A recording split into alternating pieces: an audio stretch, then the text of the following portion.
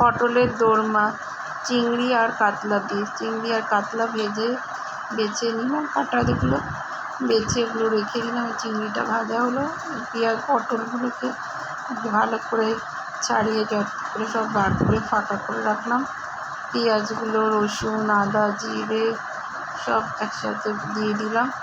দেওয়ার পর ওটা নাড়াচাড়া করতে থাকলাম। তারপরে মাছগুলো দিয়ে দিলাম, বাছা মাছটাকে দিয়ে আস্তে আস্তে নাড়িয়ে ওটা যাতে ভালো করে নাড়িয়ে করে নিলাম। পটলগুলো তারপরে ভেজে নিলাম।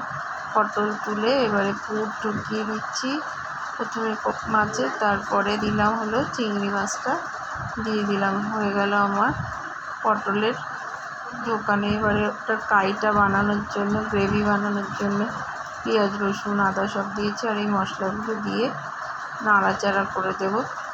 মশলাগুলো দিয়ে ভালো করে তারপরে একটু দই দিয়ে দিলাম। দইটা ভালো করে নাড়িয়ে কষিয়ে তারপরে পটলগুলো সব আস্তে আস্তে দিয়ে রেখে দিলাম। তারপরে ঘি আর গরম মশলা দিয়ে ব্যাস রেডি।